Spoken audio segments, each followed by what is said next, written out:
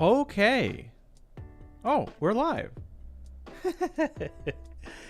Nice. Hello. Yeah, we're live. Yeah, we're live. Oh, hello everyone, and welcome to the Cloud English Podcast. My name is Luke. It is great to be here. It is Saturday, September 9th, 2025, and thank you for joining. We have a lot of things to talk about in today's episode about family. Now, it's just a theme, but we're going to be talking about, for example, some idioms, some phrasal verbs that we can use to talk about family. We're also going to be talking about some useful grammar, answering a question. If you have questions, please submit those. You can do that on Discord. You can do that in the comments. It's a little harder to find in the comments, so I would recommend Discord. But I tend to pick interesting questions. We're going to be going through that. We'll be watching a clip from Modern Family and looking at some pulling some useful words and phrases out of that. Let's see what else. Is there anything else we have to cover today? We need a couple other things, but we'll get to it. So, thanks for joining. And apologies for skipping last week. Trying to get back into the old routine post having a child. I mean, we're getting there. I think we're getting there. But getting back to the regular weekly shows. If you haven't already done so and you want to support the channel, feel free to hit the like button and subscribe. That is a simple, easy way to support. You can also get a free course, Natural English Conversations. That's in the links in the description. You can join the Discord, which is free to do, also in the links in the description. If you're watching and you wouldn't mind, next time you're on a walk or perhaps riding a horse, or maybe, in an airplane or whatever, and you want to listen instead of watch, links are in the description. If you're listening, fantastic. I will do my best for those listening to make sure it's a good audio experience in addition to being a good visual experience, or at least educational, not necessarily good, right? Educational experience. You're welcome to check it out on YouTube and Facebook. Okay, and we record these live, so of course you are welcome to join live. If we ever get to a stable schedule, then that will certainly happen. But, Friday, Saturday, it's Saturday, right? That's not too far off, I suppose. I see we have some people joining already live. That is fantastic. Yesterday, the reason that I didn't do this yesterday was because we had a power outage. So it was in the evening on Thursday, and I was on the phone, and then suddenly I heard this. It was so sudden. It wasn't like a gradual increase of wind. It was like a wall of wind, and it was very strong. Things were shaking. Chairs were blowing all over the yard. I had some, because the siding on my house had just been redone, there was some extra siding in the driveway, and I hadn't put it in the garage yet, and it started flying everywhere. So I had to run outside and collect it. By the way, with this insane wind going on, and it's like a sail, so it's very hard to push against the wind resistance. It was chaos. Then the electricity went out, and it went out for about 16 hours. So the next 16 hours was trying to figure out how to make sure the refrigerator stays cold, and how are we going to, get everything that we need. And apparently this is how bad the storm was, 46,000 households, I understand it as households, I don't think it was people, but households, lost power. Think about that, 46,000. That's a huge number, right? So anyway, back up, and now I'm thinking, what is the best way to be resilient against this kind of thing? I didn't have a generator connected to my house, which is something you can use in the case of emergencies to power your critical appliances. So I'm thinking now I need to either get a generator, or should I get a power wall, a Tesla power wall? That's nice because then your solar can power the power wall and charge it. And if the grid goes down, then basically you're just sailing on your own energy as long as the sun is shining. The only downside is the power walls are very, very expensive. And the calculation is, okay, how many power outages are there going to be to make this actually worthwhile? Because it's like, I don't know, $30,000 or something for the power wall, which is pretty pricey. How many outages and the convenience that you get from those outages make it worthwhile to have paid the price of a sort of mid-size car, right? I'm not sure. I'm not sure about that. Anyway, something to think about, I suppose. I mean, a generator also works, but then you can only, do basically essential. I'm just thinking out loud. I don't know. Any ideas, let me know. Anyway, Nihat, hello, dude. I'd like to say congratulations. Congratulate you and your wife about your newborn baby. Thank you so much. I appreciate that. Roberto says, is this live? Yes, this is live, actually. It is live. Okay, well, I think we can get into it. Again, if you want to support the channel, feel free to hit the like button and subscribe. And grab the free course if you haven't already done so. And also, you can check out my full courses. 30% off the yearly membership. So certainly check that out. That is always available, I think. I don't think that expires, at least for the next year. So at any point, you can grab that. Of course, an exclusive for listeners and viewers. Okay, so let's hop into some family vocabulary, shall we? We shall. We shall.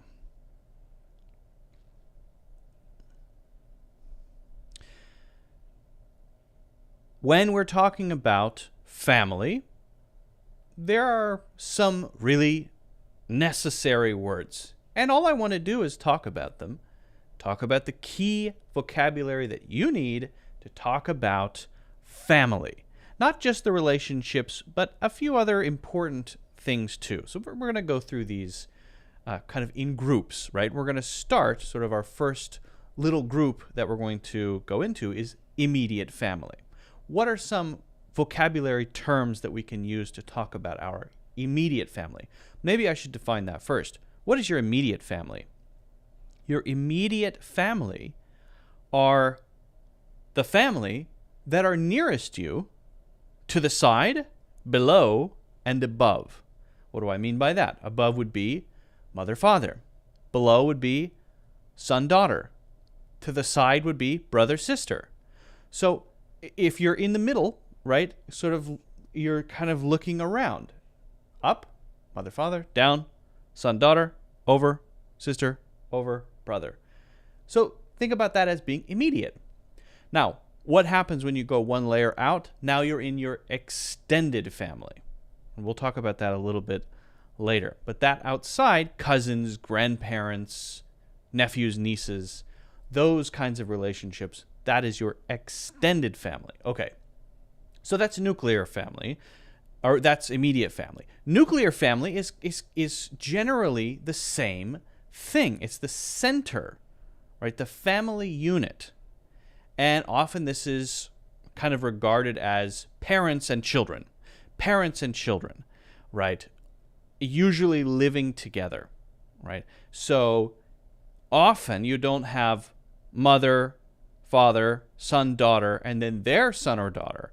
And so that's the difference between immediate family. I have my immediate family, which would be my parents, my two brothers, right?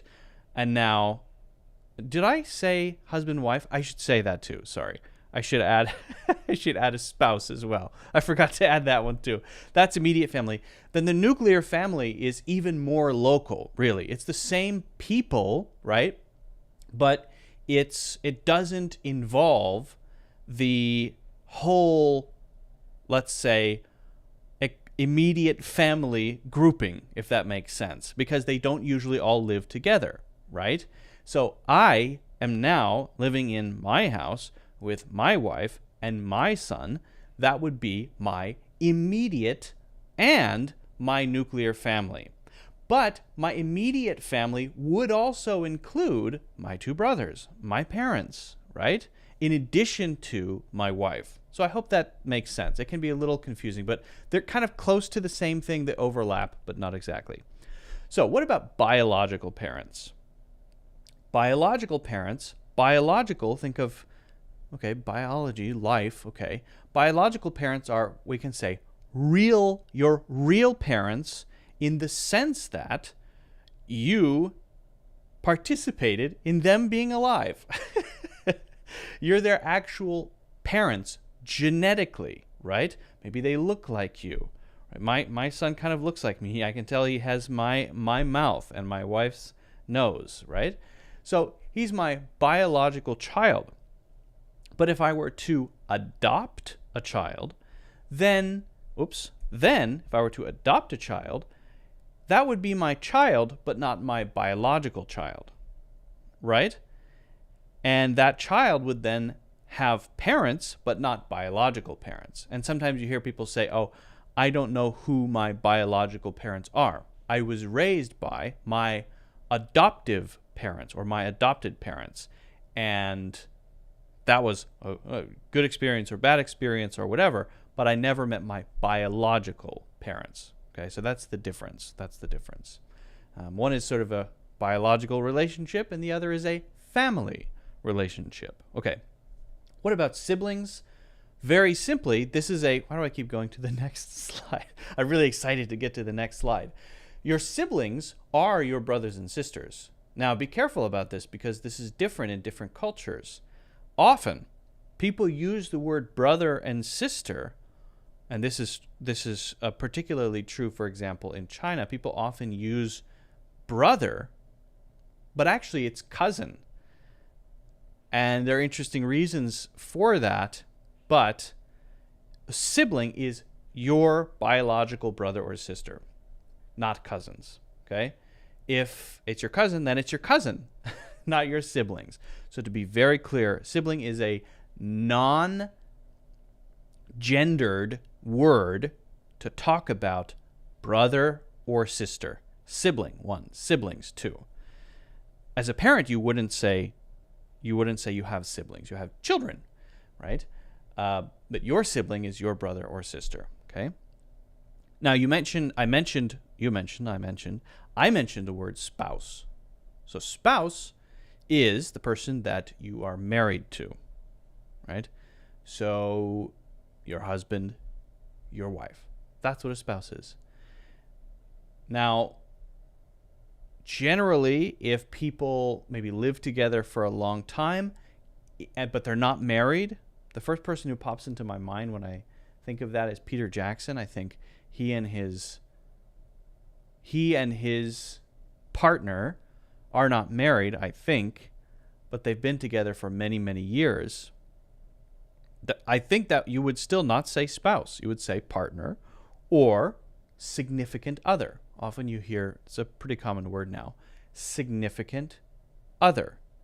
Spouse is specifically for a married relationship. Okay, so just to be clear, significant other, spouse are kind of similar. Now, what about offspring? Your offspring. Well, this is the same as, in a sense, saying children, but it's a broader word, right? When we're speaking generally about children, maybe not my children, people might not call their own children their offspring so often, right? But maybe we should be concerned about our offspring, speaking more generally. Or you could be talking about nature. You could be talking about, the offspring of the antelopes. You could be talking about different species that are, non-human species, like antelope. Antelope or antelopes? is antelope, I always forget, is antelope the plural of, anyway. You can talk about any, let's say, animal, person, whatever, perhaps a mushroom. I don't know if you could use it for plants, maybe, that comes from a previous generation. That's offspring. There you go. So it's a very broad word. And if you want to be more specific, then you would say child or children. Now we can go to the next slide. Okay, so we said cousin. Again, cousin specifically is when your parent, one parent, has a sibling, now we know sibling, brother or sister, who then has children, and those children, those are your cousins. And the word cousin has no gender, okay? So if I say my cousin is, you don't know if my cousin is a boy or a girl. We do not have a common word to immediately label a cousin as male or female. That's interesting, I think. So how do you know then? Well, it's once you start talking about the cousin that you might then slowly discover that. My cousin Sarah or she, I might start to use the pronoun to indicate the gender of my cousin, right? But the interesting thing is, one generation higher, they would then have nephews and nieces, right? So, for example, my brother has 2 kids, and those are my nephews. So that tells you everything you need to know. They are boys, 2 boys. They are my nephews. And if he had 1 boy and 1 girl, then I would say I have a nephew and a niece. So that does have a gender, but cousin doesn't. I find that interesting, right? If you go up, then there's also gender. So, for example, the nephew has an uncle and an aunt, right? Or the niece has an uncle and an aunt, and that tells you uncle, man, and woman, okay? Now, what about in-laws? This is an interesting relationship. This is a relationship by marriage, but it can go in all kinds of different directions. So, my biological brother, my sibling, is the brother-in-law of my wife. Think about that. Because we are married, then my biological brother, my sibling, is now the brother of my wife, but we have to add in-law so that we know that it is a married relationship because she's married to me. That's why. So, what about my wife's parents? Well, then that would be my mother, same word, in-law, father-in-law. Are they different for either side of the family? No. If you ever need to say for extended family, which side of the family, for example, in Chinese, if you're talking about grandparents here, right, the father's parents or the mother's parents, and the child wants to say grandma or grandpa, in some languages like Chinese, there are specific words for all of those. You have to learn, 4 different words to refer to mother's mother, mother's father, father's mother, father's mother, father's father, father's father, father's mother, mother's mother's mother, father. Well, that's not how we say it in English anyway. We use side for this. We would say on my mother's side. My grandma on my mother's side, my grandpa on my father's side, my grandmother on my mother's side, my grandfather on my father's side. Now, there are special words that some grandparents will adopt uniquely instead of being grandma, right? I called both of my grandmothers grandma. Grandmother is kind of formal. And I called both of my grandfathers grandpa. Both of them on both sides. So if I wanted to talk about them, I would say my grandma on my mother's side, my grandma on my father's side. But I know, for example, my mother, who's now a grandma, has a specific word that her grandchildren use when they talk to her, and it's not grandma. So that happens too. But there's no rule for that. They can come up with it. Like, I want to be Blarby or whatever. You could come up with it. I think there are some common ones, but there's no hard language rule there. Okay. So that's a little bit about the extended family. Let's talk about some generational terms. And again, just to be clear, generation is what? So generation is, let's say, levels in families. That's a simple way to say it, right? Grandparents, parents, children. 3 generations, 3 levels. That's it. That's it. If you say, people say going back 3 generations, going back 10 generations. This is a tradition, a family tradition that goes back 10 generations in our family. Wow. 10 generations? That would be grandma's grandma or something like that. By the way, how do we say that if you have a grandparent? And then what if you want to talk about your grandparent's parent? Well, this is actually very easy in English. All you have to do is add the word great. So I was skipping to the next slide. I'm always eager to go to the next slide. I want to go to the next slide. No, we're not there yet. No, it's my finger slips. I've got my finger on a button, and the button is very easy to push. So I pushed it by accident. We'll get there. So in English, this is so easy. All you have to do is use the word great, which is a great word to use.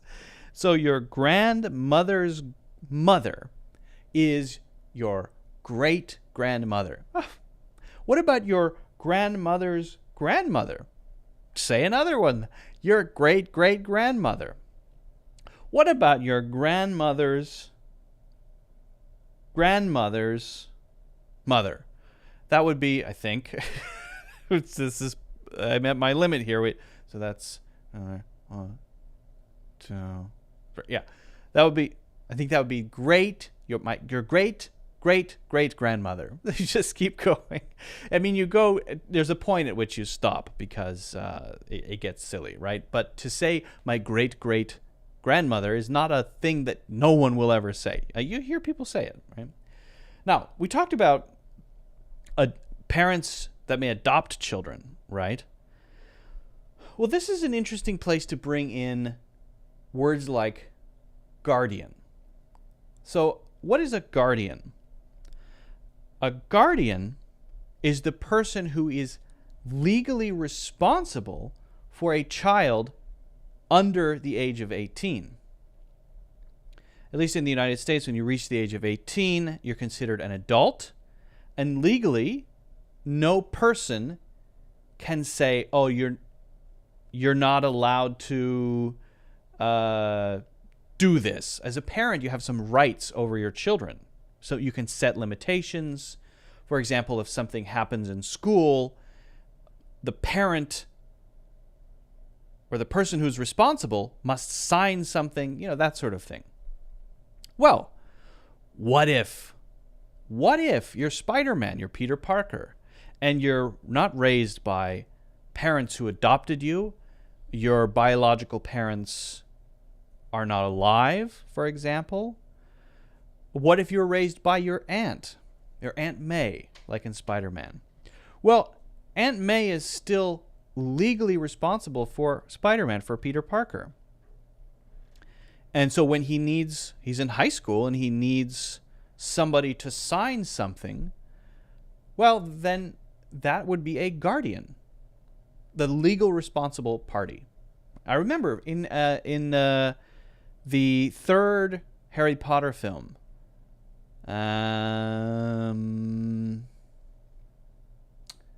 Prisoner of Azkaban, my favorite one.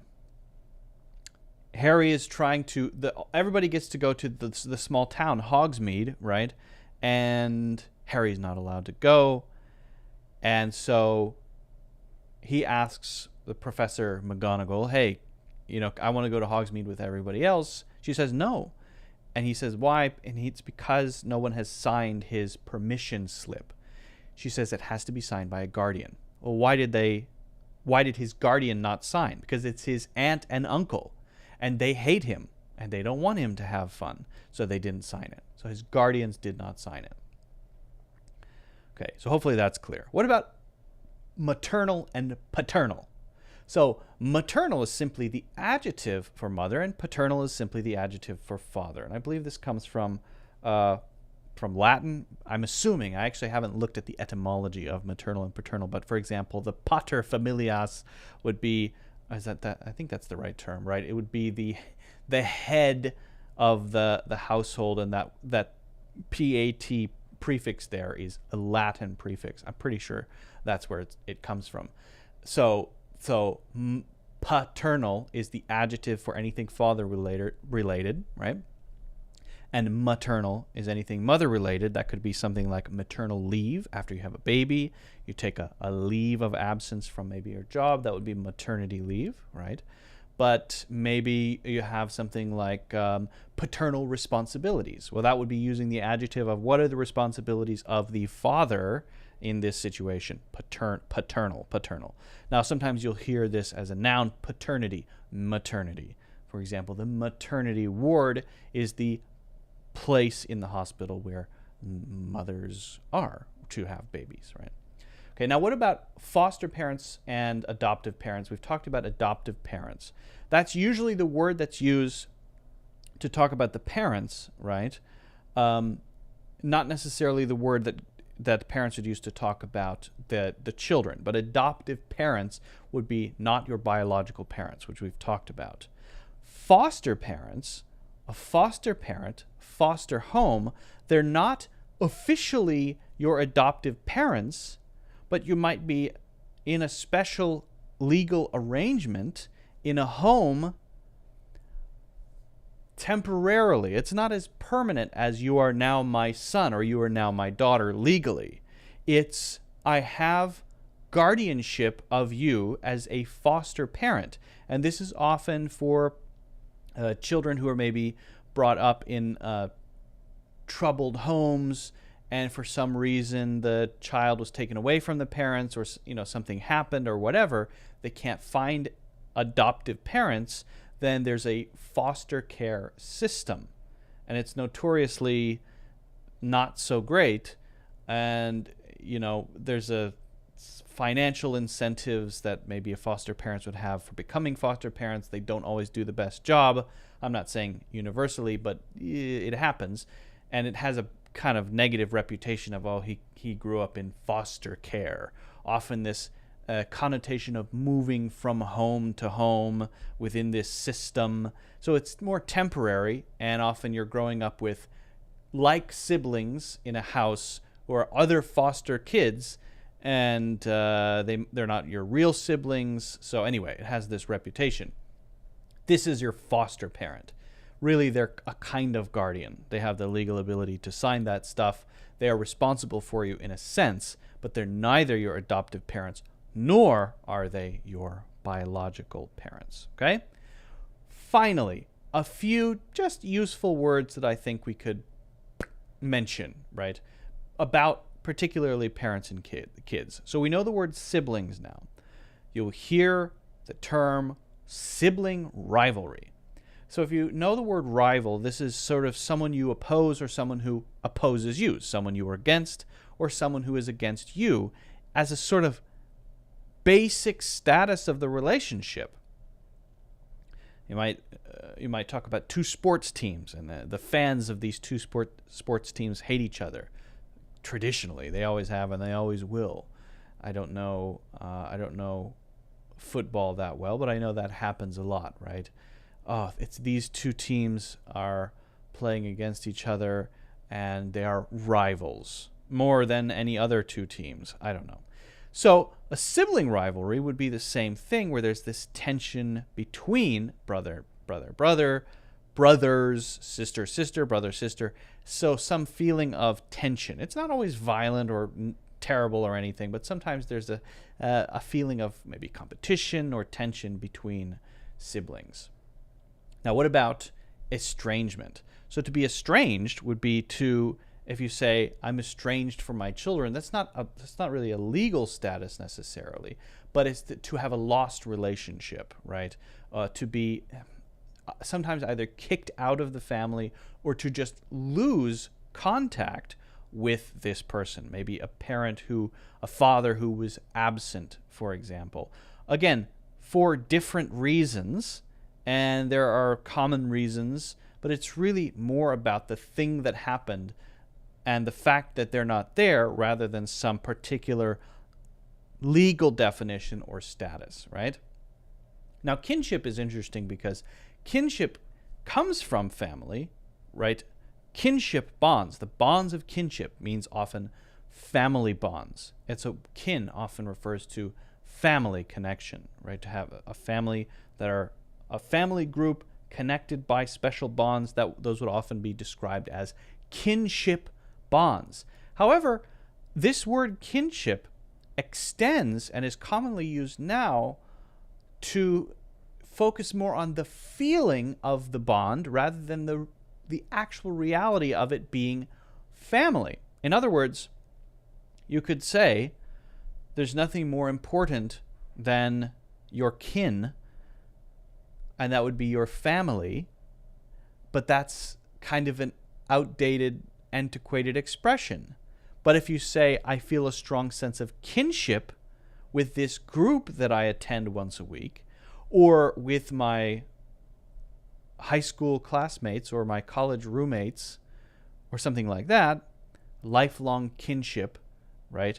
It's more about the feeling of closeness rather than it being actual family. So it's kind of become that, more about this feeling of having a close family-like relationship with those people, right? Finally, favoritism. I think you can probably guess what this means, right? If there's favoritism happening, let's say, parents treating their children differently, the children might accuse their parents of favoritism. Oh, you always give him more than you give me, or her more than you give me. Now, it doesn't say if that's really happening or not, but favoritism would be to suggest or say that someone is showing more love, compassion, giving more to one than the other, right? And this could be for families, but it could stretch beyond this as well. Again, parents could do this for their children, and it might just be perceived favoritism, but actually not. Or you could have this in a workplace, right? Maybe one person seems to always get the best projects to work on, and the rest of the team gets to do the hard stuff. Well, it seems like the boss is showing some favoritism in the team, and that doesn't seem fair. Whether it's true or not, right? That's what it looks like, favoritism. So, not fair. So this can be used more broadly than for family things. Anyway, we've talked about quite a few words here. I hope you have a sense for what these mean and how to use them. But whatever, if you have any questions, let me know in the comments. Try to use them on your own. Put those in the comments too. The best way to really learn is to practice using things on your own, to put them into practice. Also, if you haven't already done so, don't forget to hit the like button and subscribe, and get a free course in the description, Natural English Conversations. All right. A guardian could be, Ray says, a guardian could be anybody or who. Okay, so a couple of follow-up questions here. Hello from Uzbekistan. Ray says, I enjoy your videos because of the way you talk to us. It's easy to understand. Thanks for that. My pleasure. So to answer your question, Ray who says, a guardian could be a relative or a guardian could be anybody who is a legal adult. I mean, you couldn't have a guardian who's 15, right? Your guardian would be someone who is above the age of 18, who has taken legal responsibility for you, who are not over 18. Does that make sense? Now there's it depends on the arrangement, right? If you're a foster parent, that's one thing. If you're an adoptive parent, that's another. You know, if you're Aunt May, that's another. If you're a biological parent, that's another. So yeah, you get to be a guardian as a biological parent automatically. When you're in the hospital, they give you the paperwork to fill out, and then they send you the birth certificate, and you are the guardian. Yeah, good question. Thank you, Ray. Thank you, Ray. Okay. I think we can also move on to talk about what else do we have going on today? What else have we got? What else have we got? Oh, I wanted to watch a video. So yeah, go watch a video, and then I have some grammar stuff that I want to talk about a little bit. I want to talk about a question about relative clauses.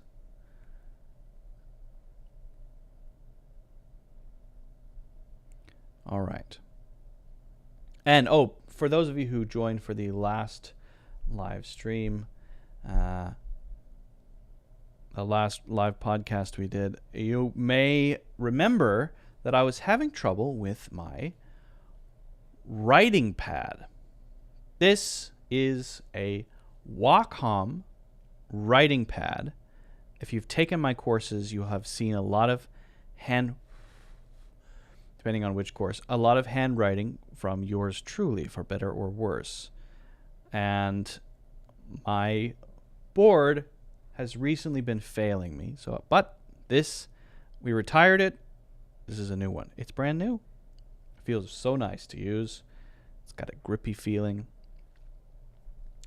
So we'll be using this a little bit. That'll be fun. Yes, so my last couple of courses, I wasn't using it because, the last course that I did was my Chat GPT course. You're welcome to check that out as well. That one is only on Udemy at the moment. If you search Achieve English Fluency with AI, that is a Chat GPT course teaching you how to, all kinds of stuff, how to learn vocabulary and idioms effectively, how to practice them, grammar, all kinds of stuff in that course. You can check that out. Basically, it teaches you step by step how to use tools and we really focus on ChatGPT for all of the things that you need to do when you're trying to improve your English. So,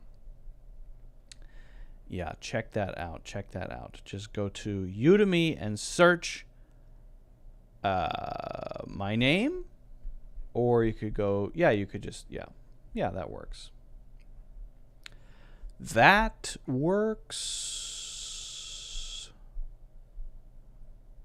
It's my latest course. I'm pretty happy with it. Anyway, let's watch this. We're going to watch a clip from Modern Family.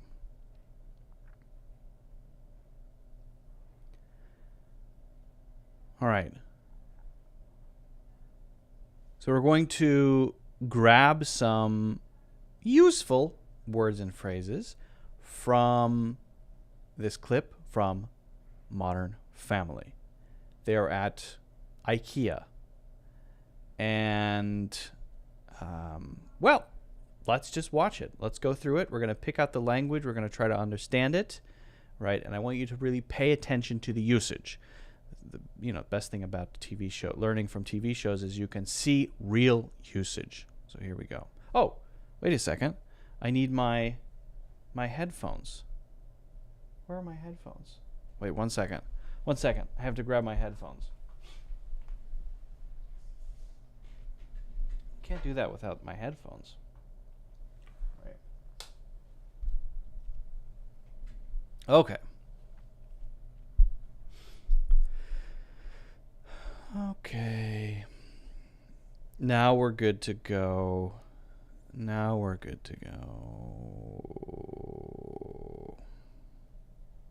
Here we go.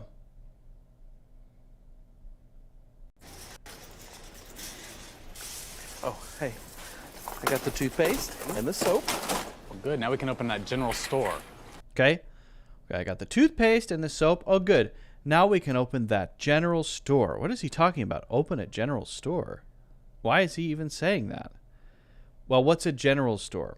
A general store is a store that has all kinds of different stuff.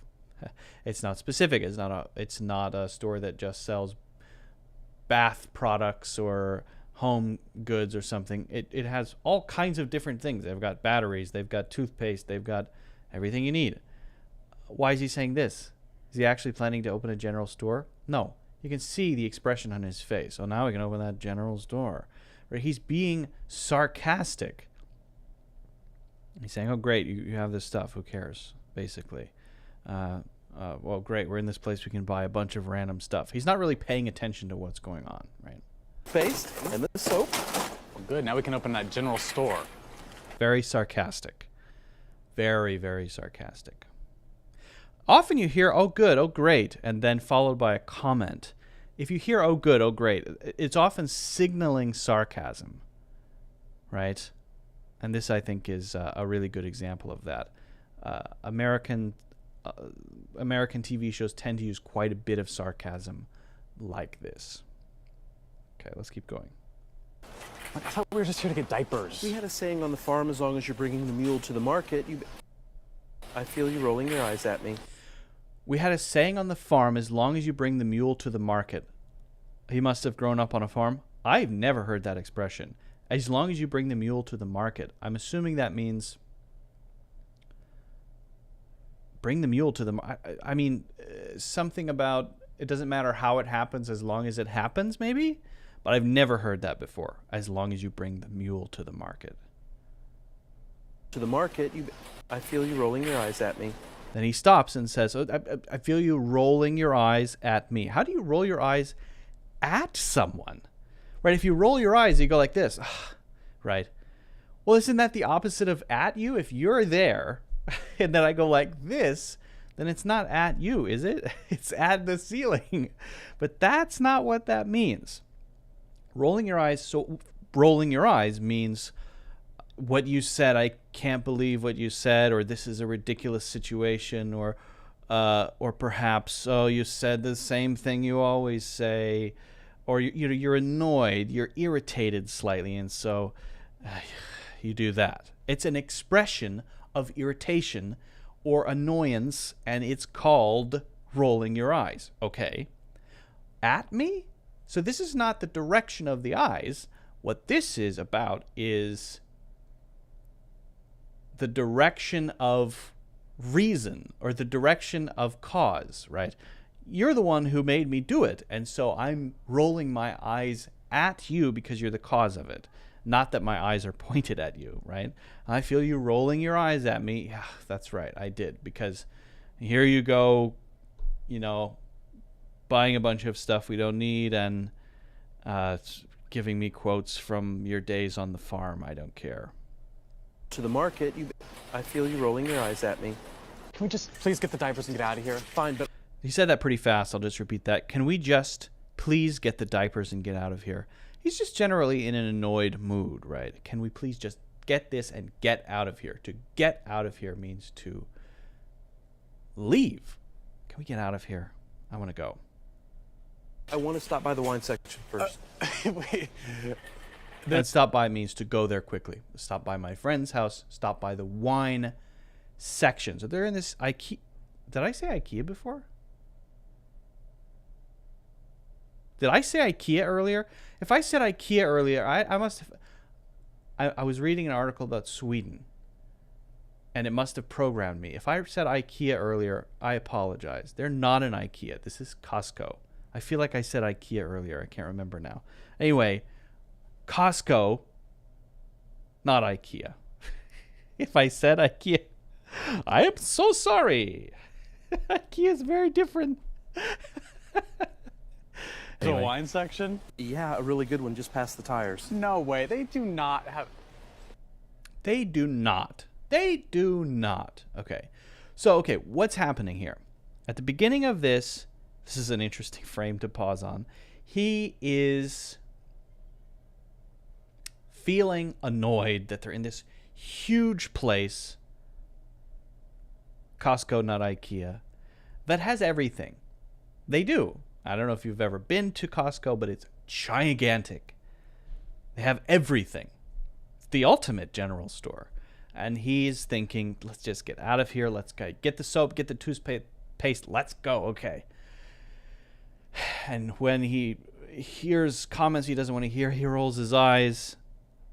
And now something's happening. He says, well, I want to stop by the wine section. Wait a second. This place that has toothpaste and soap also has a wine section, right? They do not. So he's kind of showing surprise. We may be noting a change in his tone from being annoyed. But when he wants to express his disbelief that this place, which has toothpaste and soap, also has wine, he says they do not. It's a way to express disbelief. Right? Oh, you do not, right? You did not. Now, that actually doesn't always mean that you disbelieve. It might be a way to express, whoa, really? Whoa, that's crazy. I can't believe that. Sometimes we say, I can't believe that, even when we do believe it, and we want to just express that, okay, that's surprising. I didn't expect you to say that, but I do believe you, right? So he does believe that they have one, probably, but he's just expressing a, what? They do? That's the kind of thing he's trying to express when he says, they do not. And now it looks like he's about to have a change of heart about Costco. Oh my God. Oh my, Cam, the paper shredder I wanted, huh? Confetti and crosscut. Yep. Okay, the paper shredder I wanted. He's starting to get excited about Costco. And there's no reason not to be excited. Costco is exciting. Oh my God, amazing. Yeah. Okay, and just to read the expressions here. He's seeing the light. He's realizing, okay, this is his awakening, his Costco awakening.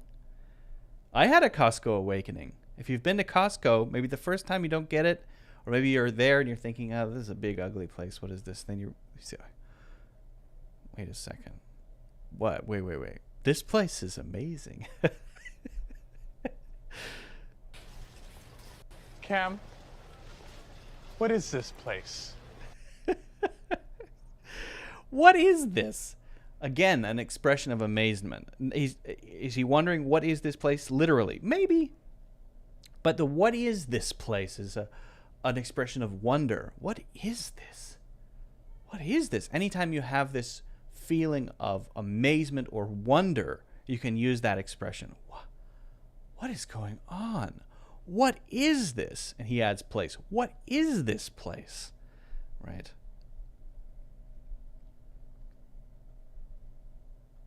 Hello? Hey, it's Mitchell. Do you guys need olives? Olives? Really good olives? Yeah.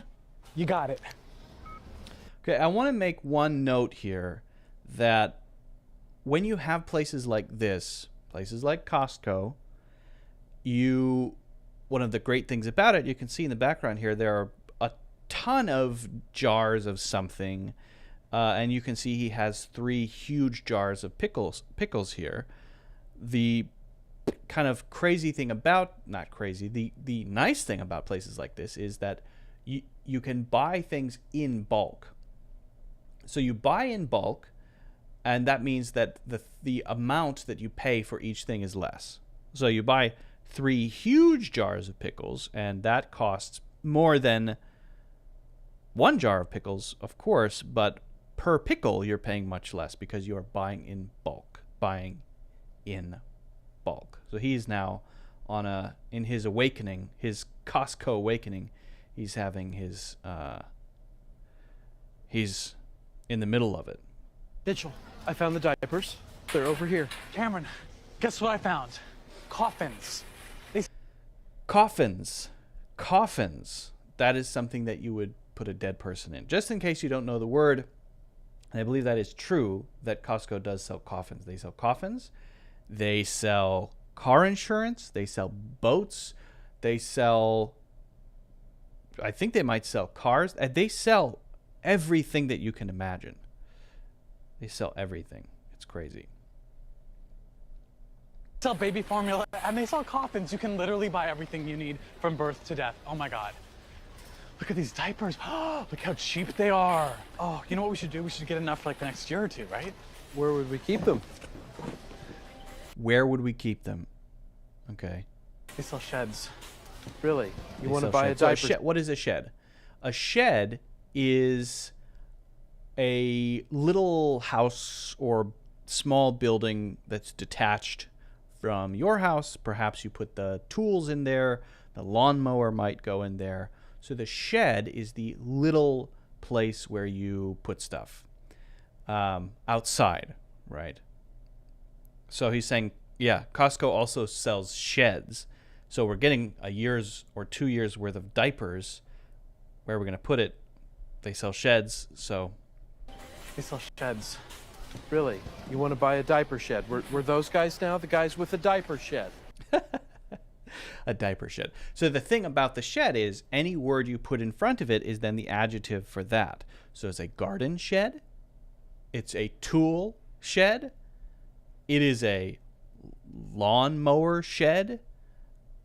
It is a studio shed, an office shed, something shed, right? I've heard she shed. There'll be a shed where maybe it's workspace, right? Maybe my space, right? A woman would have a shed, a she shed. That's not a very common term. Don't learn that as a common idiom, but I've heard that, right? So any word that you put in front of shed is what kind of shed it is. It's kind of an easy way to describe the type of shed. But then he says, we're those guys now? We're those guys now? And what that means is, wait, those guys, what are those guys? The people who do that, right? Am I that guy now?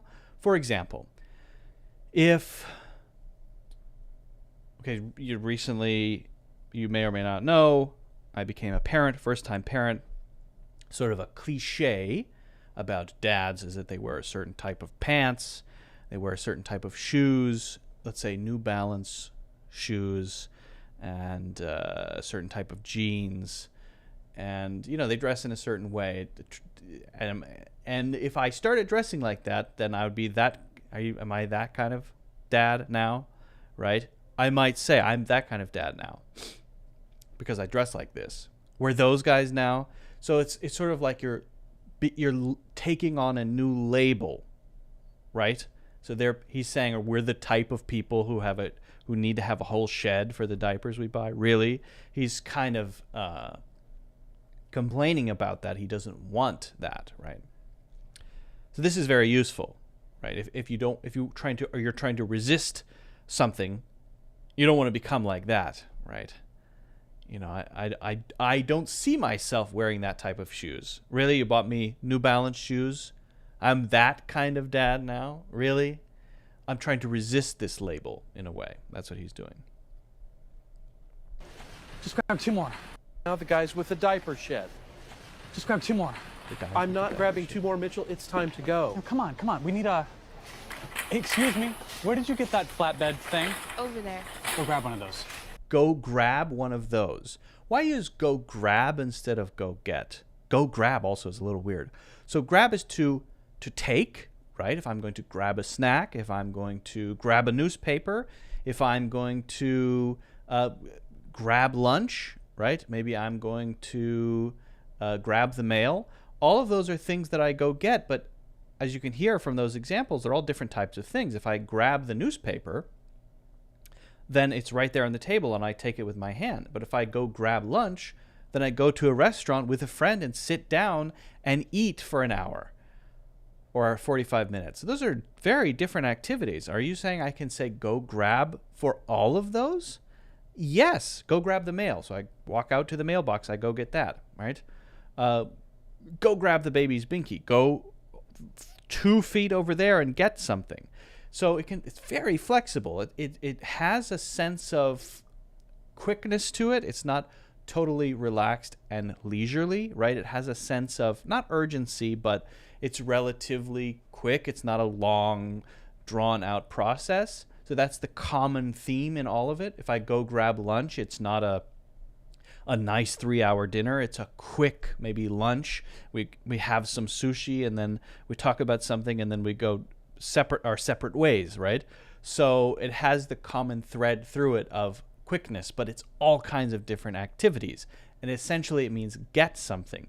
Go get. Sounds weird to put those two verbs together, right? Go get, go grab. But think about it. It's just putting them in order. Go, grab. Go, grab. You can only do that for so many things, right? But often go is followed by the verb that happens after. Go, sit down. That means go over there and then sit down. Go, grab that. Go over there and grab that, right? So that is pretty much it. Yeah, get 2. Get to. Okay, so he's now the roles have reversed, right? He was, at first, he was the one who was annoyed that I have to be in this place. IKEA. Costco. That was intentional, by the way. Now, he's annoyed that he has to be here with this person who's suddenly realizing how wonderful and abundant Costco is, right? So if you have any questions about any of the words or phrases we went through, let me know. If you want to practice them on your own, put those in the comments. If you haven't already done so and you'd like, you can hit the like button. I would appreciate that. That helps out the algorithm. And subscribe.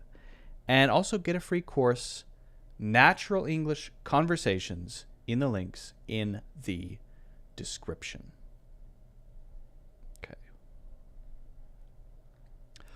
Okay.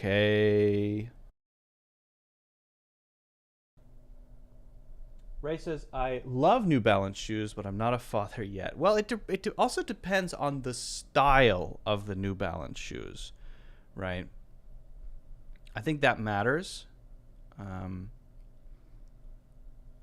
Let's see here.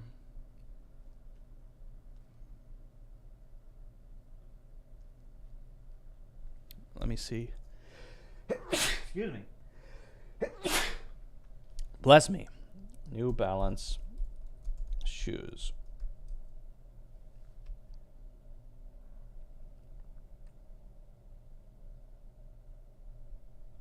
Images.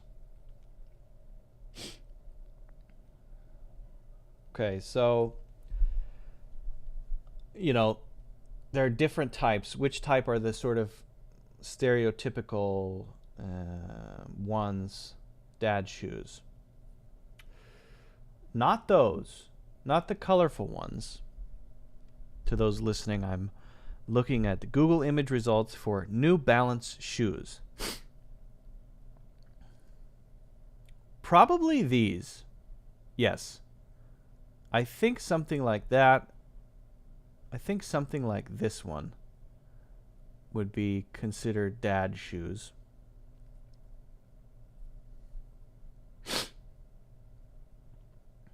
Thank you. Gesundheit is more formal than bless you. No, Gesundheit is, I mean, I think people only use that. It's not very common.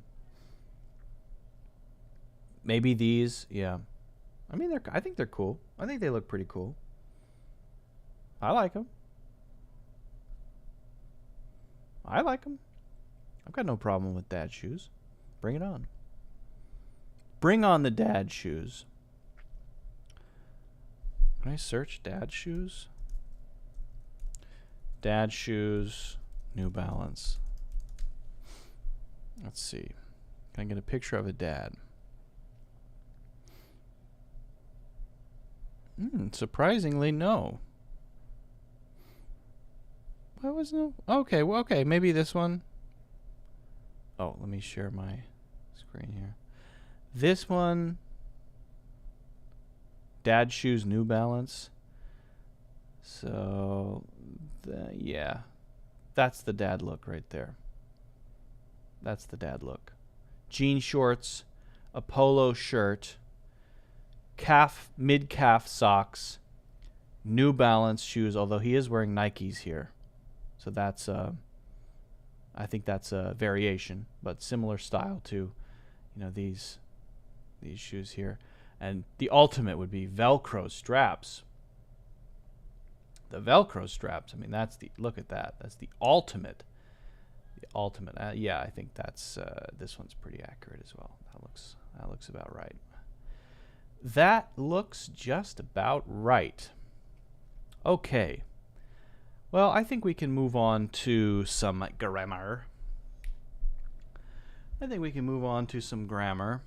Vitali says, New Balance making shoes for different generations. Yeah, I suppose so. Then different styles too, right?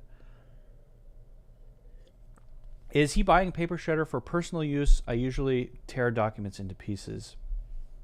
Well, I can't say that I know. We have Costco now in Sweden, by the way. One just opened in Stockholm. That makes it even more confusing. Imagine me walking down a street and seeing a Costco on one side and an IKEA on the other. My head would probably explode, right? I'd probably die right there. Give me a coupon code for your Udemy courses. You should be able to get a coupon code if you go to cloudenglish.net and then you click on the links from there. You should get a discount code. You should. Always, I mean, my preference would be to always go through the website cloudenglish.net. Has the links to all the courses. And the reason that I say that is because those are referral links. So if you ever buy a course on Udemy, just on Udemy, from me, Udemy takes a fairly significant chunk of what you pay for the course. But if it goes through my referral link, then I would get 95% of that. So I think it's 95%. Right? So that's obviously better. It's obviously my preference, right? So yeah, go through the referral links. And again, that would be cloudenglish.net. Is it .gov or .net? Might be. Yeah, I think it's .net. Yeah, that's right. Cloudenglish.gov, I'm not so sure about. Cloudenglish.gov. It pulls up cloudenglish.net. Well, maybe that means that I own .gov too. It redirects. Cool. I'll take it.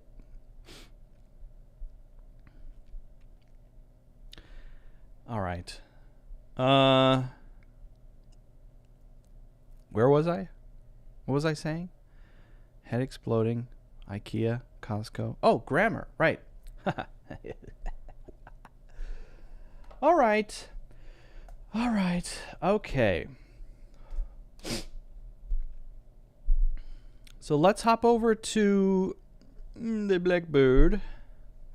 Oh, look at this pen. Oh, yeah. Look at this. Ooh, very nice. A new pen. Okay. So,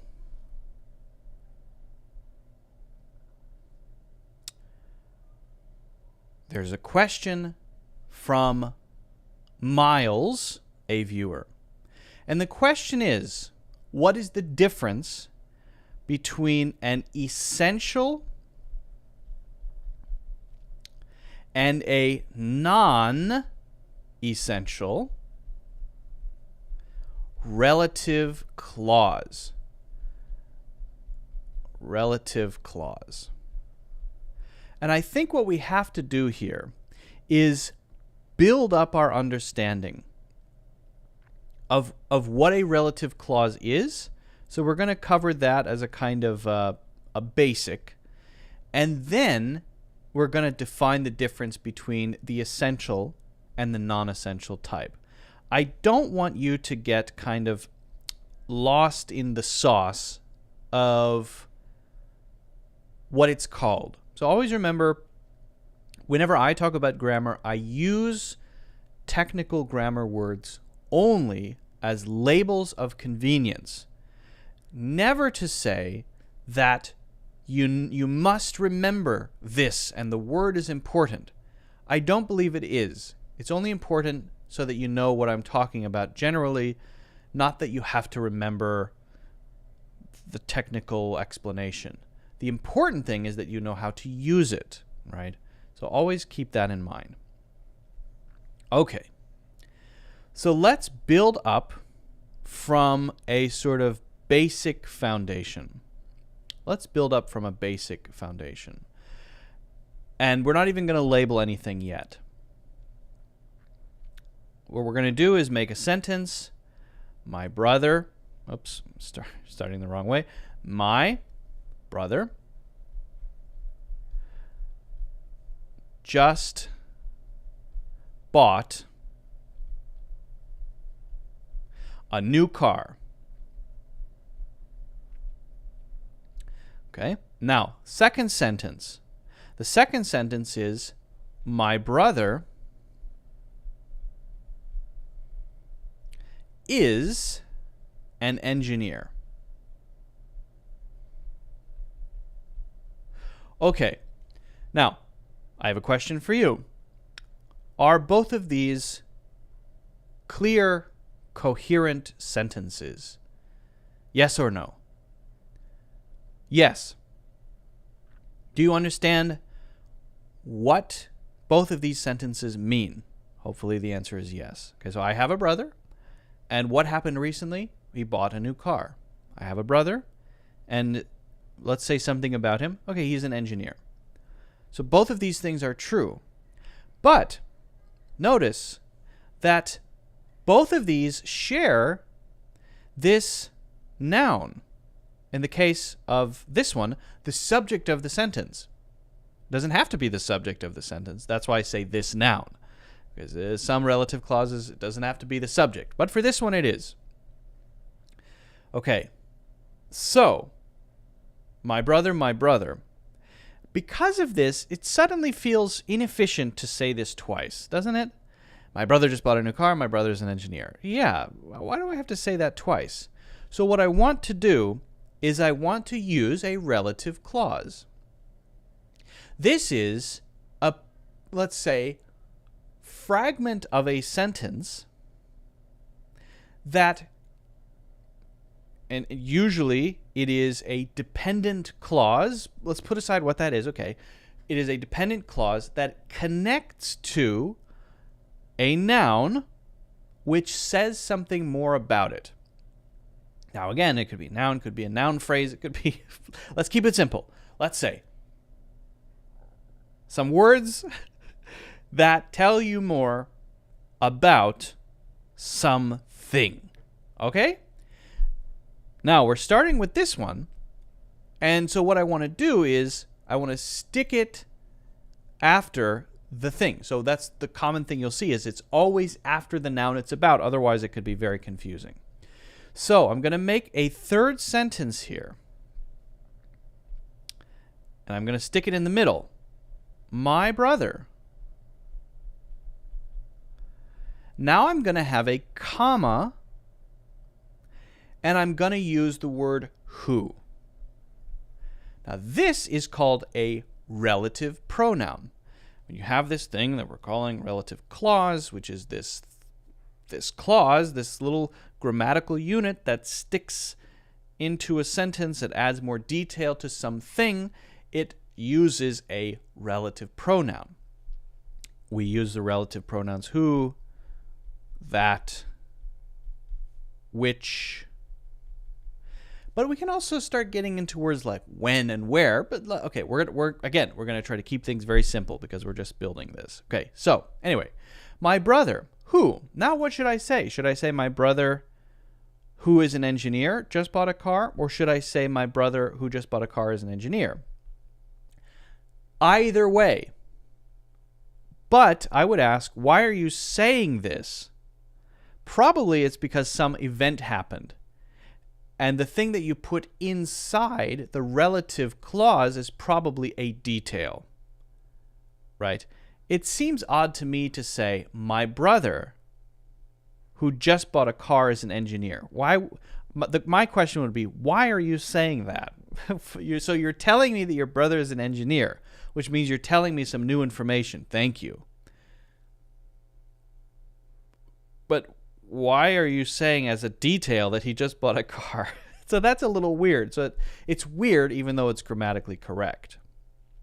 But if we say, my brother, who is an engineer, I'll shorten that to ENG if you don't mind, comma, just bought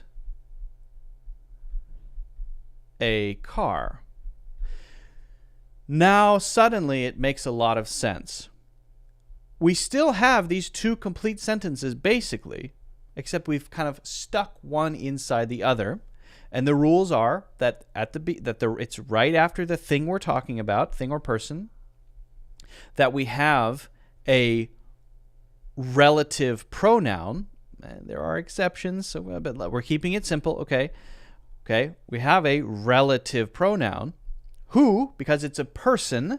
Which, because if it's a thing, then it would be which. Who, if it's a person. And the detail usually goes in between these two commas, and then the main thing we want to say would be the main sentence, right? Usually it wouldn't be the other way. In this case, it would be very strange to say, as I said, my brother, who just bought a new car, is an engineer. Just logically, it's a little weird, okay? Now, this is just very simple, but that's it, right? And just to give you one or two more examples here, just so you can get the flavor of this, we might say something like, Paris. And is Paris a thing or a person? A thing. So I don't say who. I say Paris. Actually,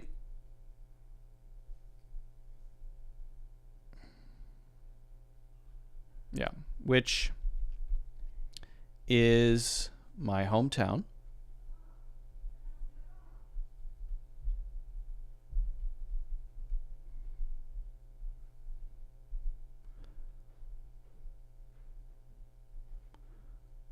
Is known for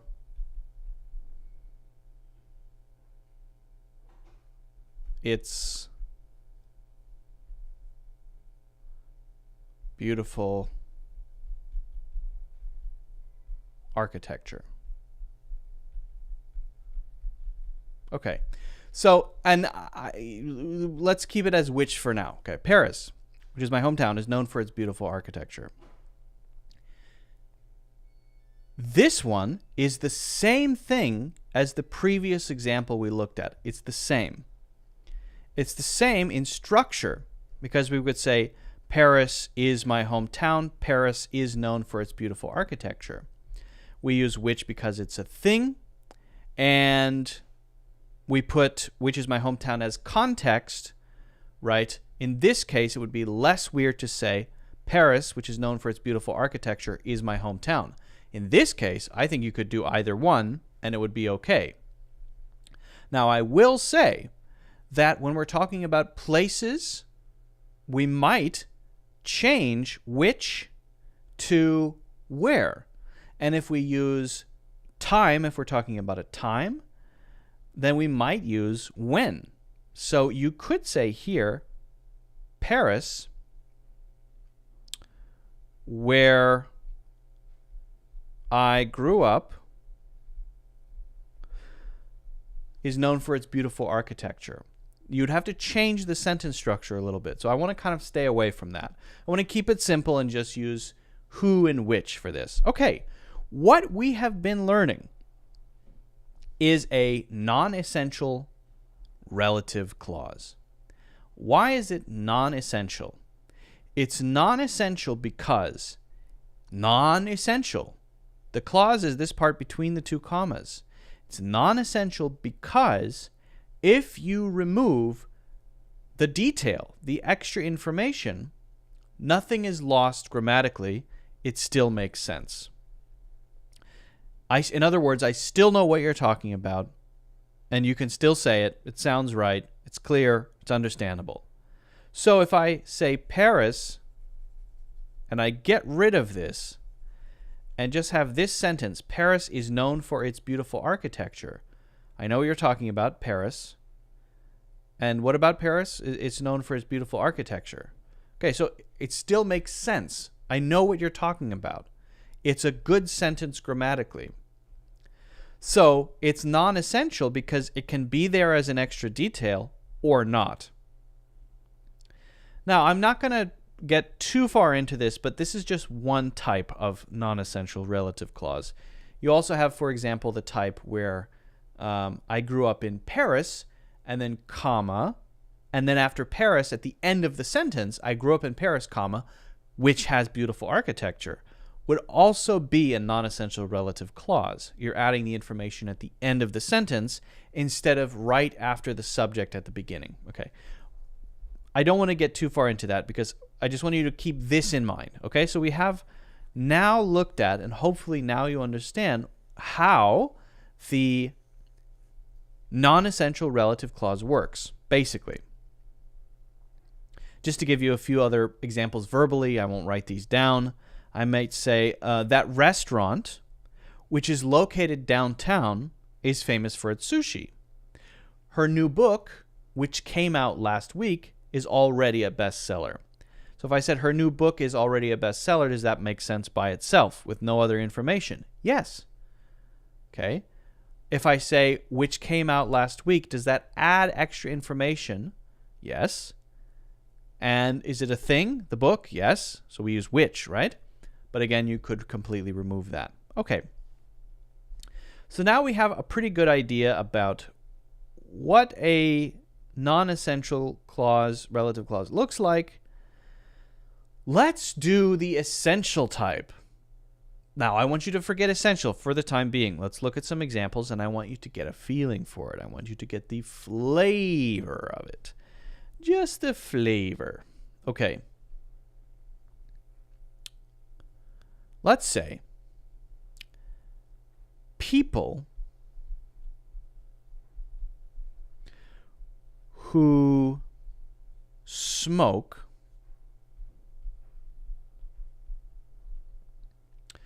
should be aware of the risks. Okay. Now, where is the extra information here? It would be who smoke. So we could almost say, okay, well, this is similar because we have a who here, right? And this who is adding information. People who smoke. So we could say, oh, well, isn't that the same? Well, notice I'm not using any commas here. Now, look what happens when I get rid of who smoke. We now have people should be aware of the risks. You might say, okay, well, that's still a sentence by itself. People should be aware of the risks, right? But ask yourself, do you know what I'm talking about when I say that? Right? The answer is no. Risks? What risks? People? Which people? All people? All humans? What risks are you talking about anyway? What is going on, right? So you feel, I guess the best way to describe this is you feel confused because you don't know what exactly the subject is. It's not specific enough, right? And often it is going to be people, the man, the woman, for example, the book. It's going to be something. And let's look at another example before we talk about why that's essential. But I think you might start to get the flavor of this, okay? The movie that we watched last night was exciting. I know it's kind of a generic sentence, but I want to keep it simple. Okay. So, what is the extra information here? Let's just label it. Notice again, no comma. Well, it would be that we watched last night. That we watched last night would be the extra information that we're adding. And the original sentence would be, the movie was exciting, right? Now, grammatically, can I say the movie was exciting? Yes. Yes. But if you don't know the context and you don't know the situation and someone says, the movie was exciting, do you know which movie? Do you know what I'm talking about? If I just walk up to you on the street and say, the movie was exciting, you say, what movie? What do you mean it was? What are you talking about? If your response is, what are you talking about? Then we could say that the that we watched last night part is necessary. Now, I realize that in the context, two people who know each other well, I kind of know what you're talking about. The movie was exciting. I know you're probably talking about the movie we watched last night. And so, yes, there is, let's put that aside, but there might be a common understanding in the specific context. But in general, if you just say the movie was exciting, right? If someone has that feeling of, I don't know exactly what you're talking about, it's because we need to say more in order for it to be clear, right? So the that we watched last night is necessary for me to know which movie. The who smoke is necessary for me to know exactly which people you're talking about. And so we can say it is an essential relative clause. It is essential. That means without it, it's unclear. It's necessary. Okay? So, and again, so it's not only grammatical. It's not only that the sentence can't be grammatically correct. It's that we won't know what you're talking about. So in this case, what the relative clause does is it specifies the subject. And without it, the subject is a mystery. Or let's say more generally, the noun is a mystery. In this case, it's the subject. In the case of the movie and people, it's the subject of the sentence. In general, it's the noun is made specific and clear as a result of the extra information we're adding. Whereas when we looked at the non-essential type, delete it. I can understand what's going on. I know what you're talking about. So if I say my cousin here or my brother here, now it's different. I probably will be talking about the non-essential type because my brother tells you which brother, right? But if I say people or the movie or the book, something like that, the man, right? If I say the man just walked into the bank. Again, grammatically it makes sense, but we might be left wondering which man. The man who we bumped into yesterday just walked into the bank. Now I know which man you're talking about. Okay, so there we need the essential clause in order for me to, when I hear the man, in order for me to say, oh, okay, I know what you're talking about. Whereas if you just say the man walked into the bank, unless I'm deeply connected to the situation and I have been following it all along, I'm not going to know which man you're talking about. Okay? That's the basic idea. That's the basic idea for how this works. Okay? Now, one thing to note is the use of that instead of which. So for non-essential, we use which or who usually, And as I said, we can use where and when if it's a place or a time. We can use where and when for this one as well. But instead of which for essential relative clauses, we'll use that. Although we'll still use who for people. So people who smoke should be aware of the risks. The movie that we watched, not the movie which we watched, the movie that we watched last night was exciting, right? And then notice for these, we do not use the commas. The commas kind of say, I'm just sticking something in between here. It's extra. Take it out, put it in, take it out, put it in, whatever. This one, it's like all tied together. It's glued into the sentence. There's no commas. You can't just pop it out and everything makes perfect sense. Some people are going to have some questions. So that's the main difference between them. I just wanted to give you this general explanation for how this works, because I believe once you kind of know the structure and once you get the general idea, it's not that hard, right? I feel like it's not that complicated, but I would encourage you to try these out yourself. Try to build 3 sentences of the non-essential type and 3 of the essential type. Think about it carefully. Really push yourself. Make them all different. Pop them in the comments. I would love to take a look.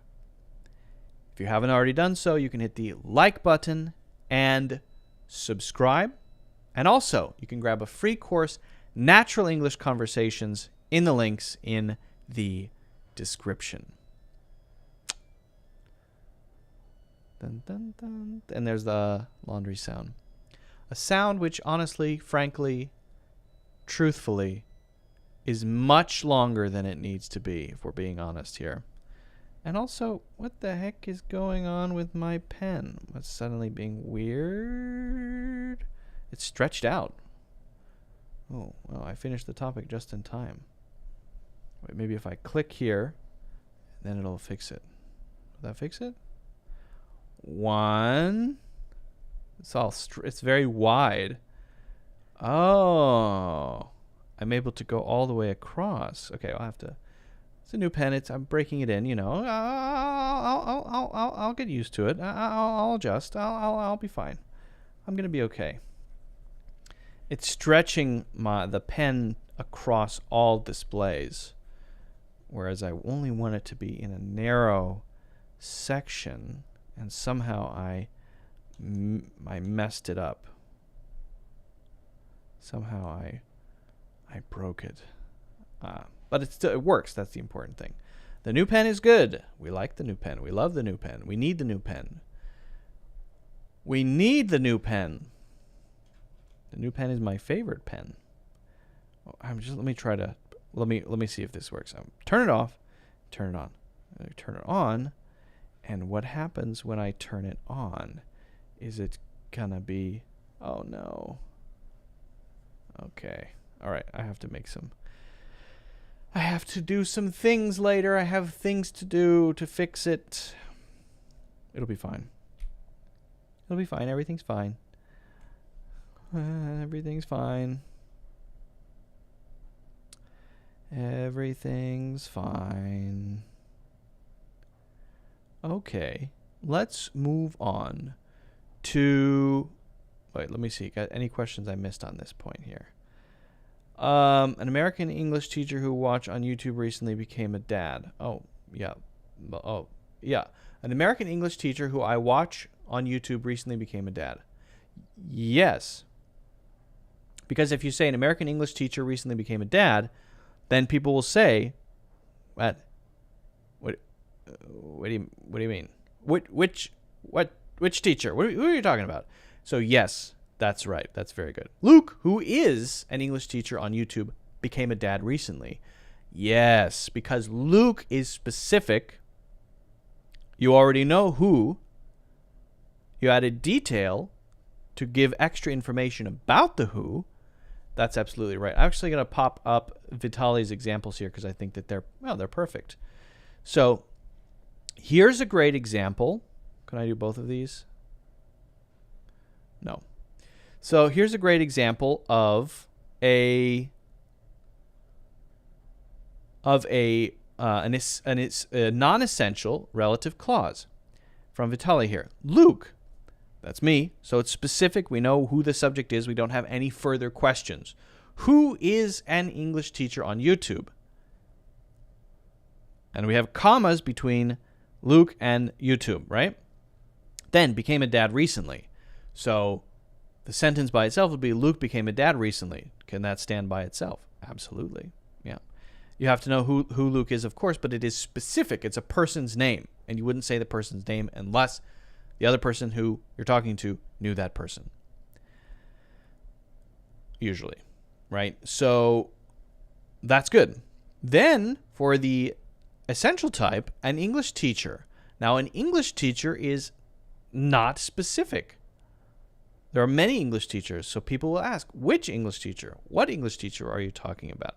An English teacher who I watch on YouTube. Okay, now I know that we're talking about an English teacher on YouTube, recently became a dad. So I think this is also a great example. Excellent. The book that I read yesterday. Okay, now here I have a little feedback. Ray. So Ray says, the book that I read yesterday, it was very interesting. Now, it's very close, Ray, but what I would like to say with your example is you don't need to have the it there. And you don't need to have the it there because you already have your subject, which is the book. And so you don't need to repeat it because it is a pronoun that basically is repeating your subject, right, in this sentence. But you don't need to do that because you haven't introduced any other subjects, right? So we already know you're talking about the book. So all you have to do is delete it from this and you have a correct sentence. The book that I read yesterday was very interesting. And that is a perfect essential relative clause sentence example, as long as you delete it. Okay, hi Luke, joining late. The bird that I picked up the bird that I picked up last week played hard to get. Birds? I mean, the sentence is correct, yeah. But okay, so how does a bird play hard to get? I guess it can. Why not? Picking up birds? What kind of bird? Hummingbird? The American teacher who that I've been watching recently. Present perfect continuous. Okay. Yes, sure. The American teacher who, because I'm a person, I believe, I've been watching recently. Yeah. Yep. Let's see. Any other examples? Okay. Ray also says, Mexico City, where I live, is one of the biggest cities in the world. Absolutely. That's perfect. I would capitalize city because it's the name of the city. But yes, that's great. Mexico City, where I live. And it's good that you have where I live in as context, right? That's good. Now, it's where it adds a level of complexity that I didn't want to get into because we have to change it. Because you normally would say, which is where I live. Mexico City, which is where I live, is actually where I live is more natural. But notice we don't have is there, but it's still correct. But I didn't want to get too far into it. That's maybe the subject for a longer lesson.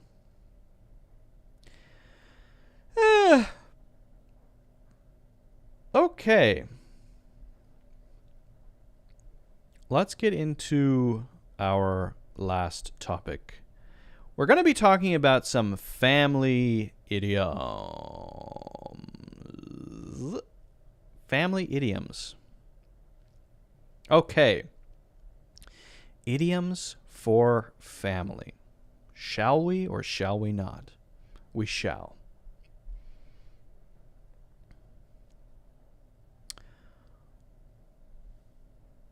What idioms can we use to talk about family?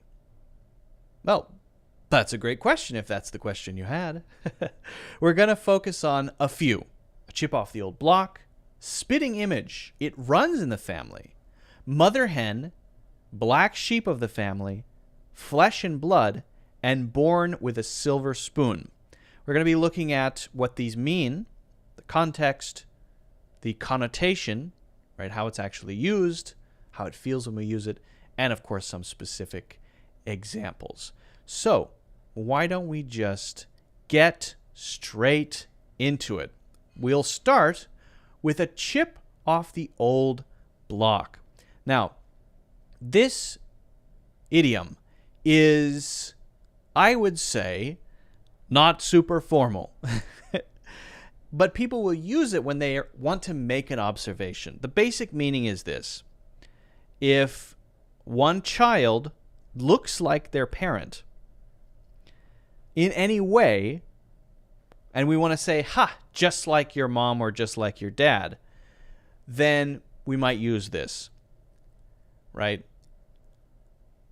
It could be physical appearance.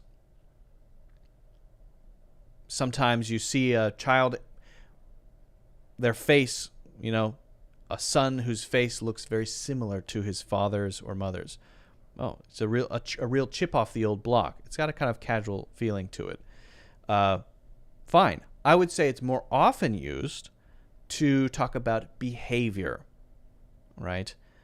That would be a characteristic, personality trait, something like that, which is common between the parent and the child. And again, it could be mother, father, son, daughter, whatever, right?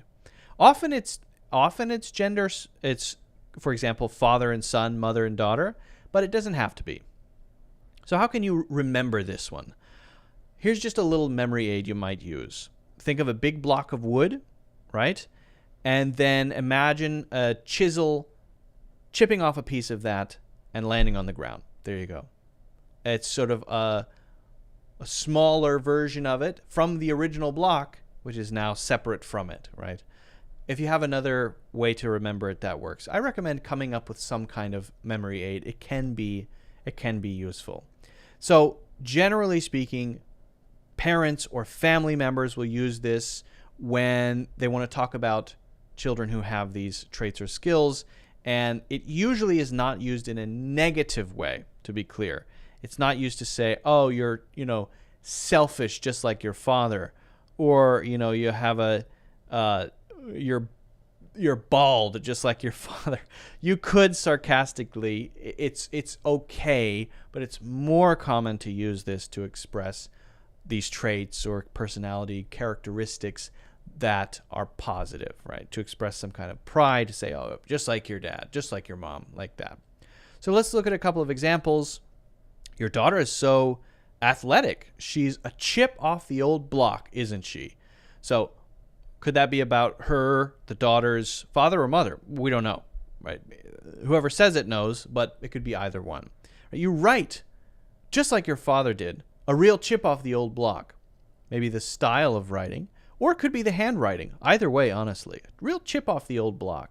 Adding real doesn't really add much in terms of meaning. Jane got Employee of the Month again. She's a chip off the old block. Maybe saying that she's very responsible, and so is her mother or father, right? She's a very hard worker. We want to say that she shares this positive trait or attribute with her parent, with her mother or father. Okay, so that's a chip off the old block. Let's talk about spitting image. Now, this is similar in some way, but I want to talk about some important differences, okay? This is basically similar appearance. We're not usually talking about characteristics here. In our last examples with chip off the old block, there's a more general sense to this. The Employee of the Month thing, you have to really think about that for a second. Okay, that's probably talking about characteristics, being hardworking, being responsible, maybe, not complaining. Those are things that I find similar to your mother or your father, and so I make the comment, a chip off the old block in a positive way. But spitting image is really about exact appearance, right? And it's not necessarily parents to children. It is often used that way, but it could be anybody else. It's usually a family relationship, but sometimes it's used outside of families. So maybe it skips a generation where, for example, a grandson looks very similar to his grandfather, and we would say, oh, he's really the spitting image of his grandfather. Sure. Or it could be some specific traits, right?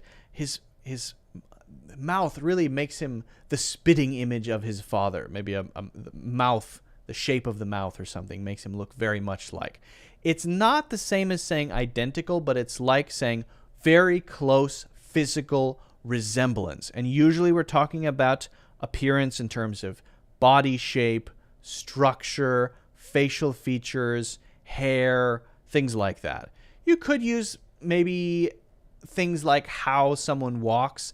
Maybe someone walks. I recently noticed a son walking, and I realized, oh, actually, that's exactly how his dad walks. And from a distance, he's the spitting image of his father. I don't know about his face, maybe, but from a distance, he's the spitting image of his father. But you could use this far beyond that. Sometimes you could say that you look like a famous actor, or you're really the spitting image of Will Ferrell or something like that. There was a sketch on a late-night TV show where Will Ferrell and some drummer from some band, I can't remember, they realized they look very much the same, and so they did a skit together, both playing drums, because the drummer is the spitting image of Will Ferrell. You could say that too. Yeah, they're not related, but you could say that. So imagine someone maybe just looking like a copy of someone that they spit out. That might be a useful way to remember it. So imagine I go, I spit someone out, and instead of a little spit coming out of my mouth, it's a person, and the person looks like a little miniature version of me, and so that might help you remember it. That's just a little memory aid for you. So again, friends or family will often use this, a very clear resemblance between people, and there are other ways to use it too. Just know that you'll hear it for people who are not related, and even for things. Right? This is the spitting image of an ancient artifact that I saw in the Cairo Museum. That's a thing. It's not even a person. You'll see it used that way sometimes as well. Okay? Just so you know. So a few family-related examples. You're the spitting image of your grandmother at your age. Well, that means that you don't look like your grandmother now, but maybe when she was 30, you're now 30, you look like she looked like when she was 30. She's not 30. But when she was, you look like she looked. Right? That's just it's a way to describe a similar appearance. His son is the spitting image of him. It's uncanny. That means almost identical. I can't believe they're so close in appearance. You and your sister are the spitting image of each other. That means two sisters look exactly the same. Okay?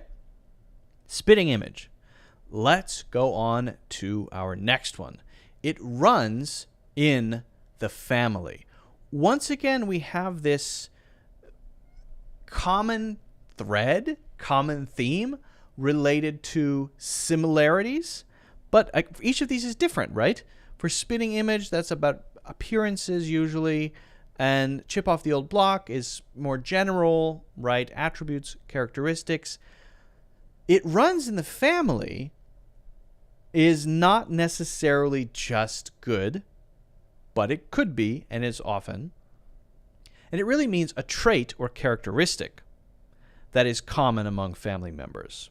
Now, this could be something physical, like let's say everybody in the family has a really wide nose.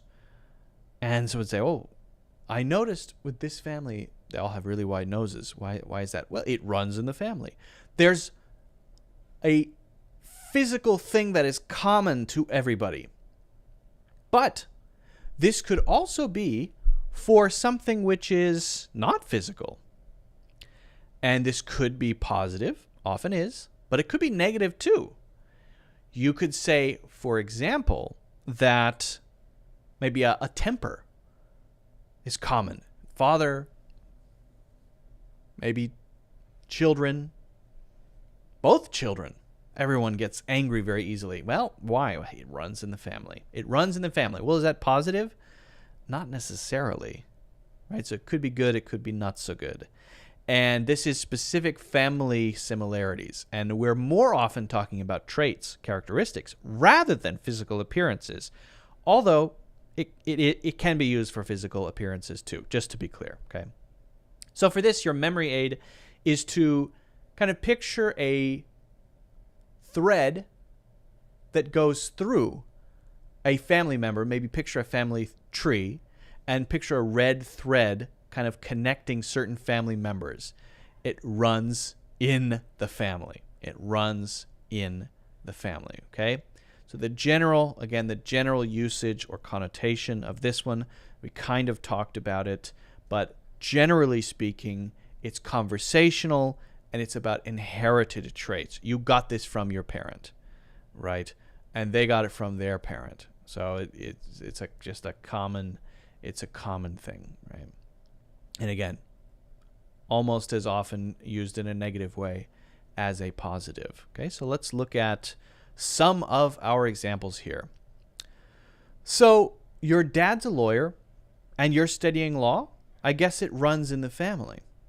Some appeal of being a lawyer, either if there's a genuine interest, either you see your father and how successful he is and you want to do that, or you just have a natural draw to being a lawyer as well. I don't know, but it must run in the family.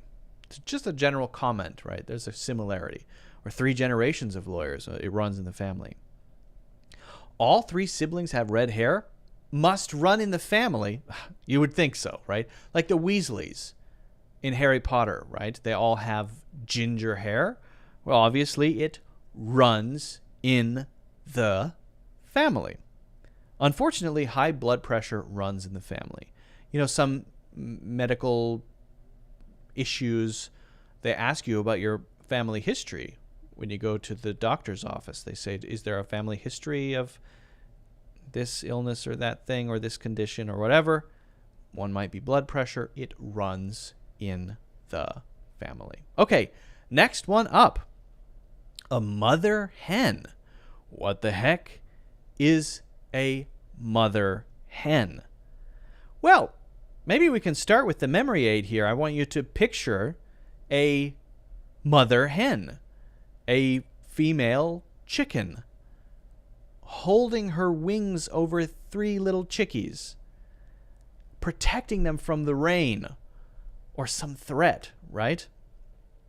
So that's a memory aid. But now I want to zoom in to the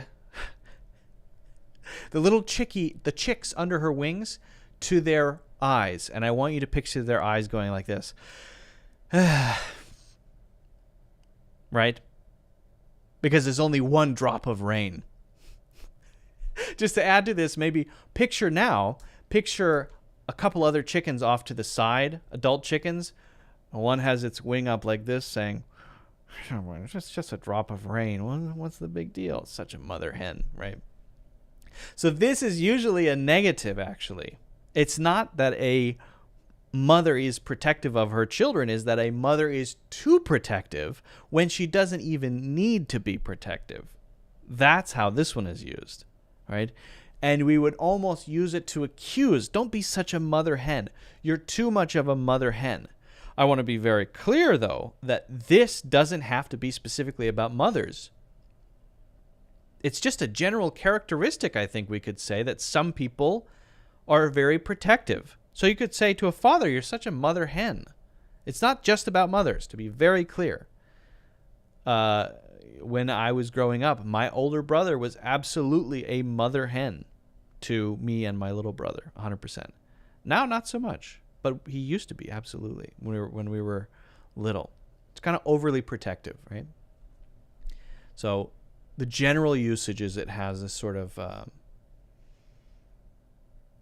connotation of you're too fussy. You're kind of trying to micromanage. Maybe a helicopter parent, if you say a parent who wants to prevent their child from experiencing any discomfort and make sure that everything is perfect and is always around them, checking on them. Are you okay? You okay? I want to make sure you're okay. Okay. You just need to relax a little bit. Don't be such a mother hen. Again, not necessarily just for mothers. I want to be very clear about that. Don't be such a mother hen. The kids will be fine. Such a mother hen tells you very clearly, okay, this is not a positive comment, right?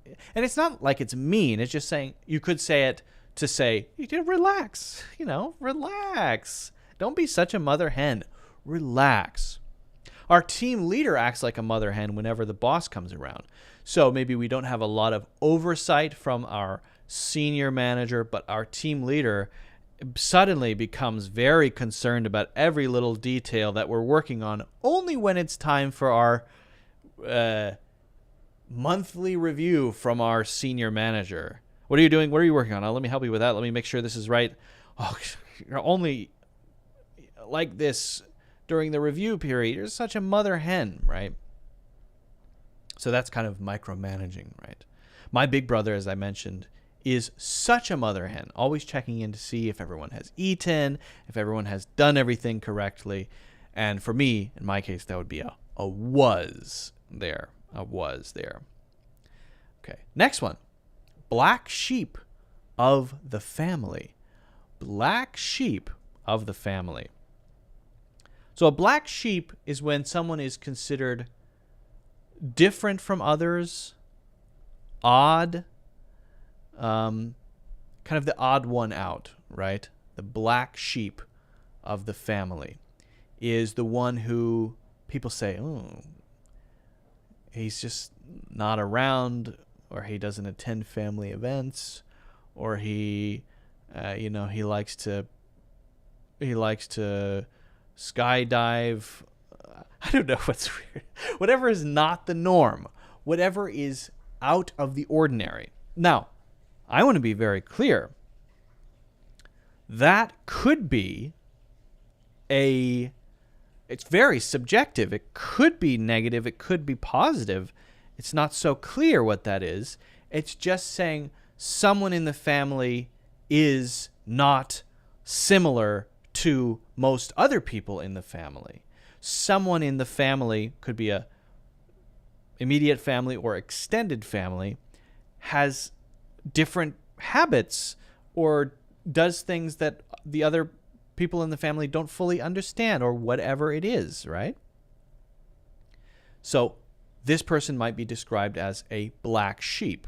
Again, it could be used in a negative or a positive way.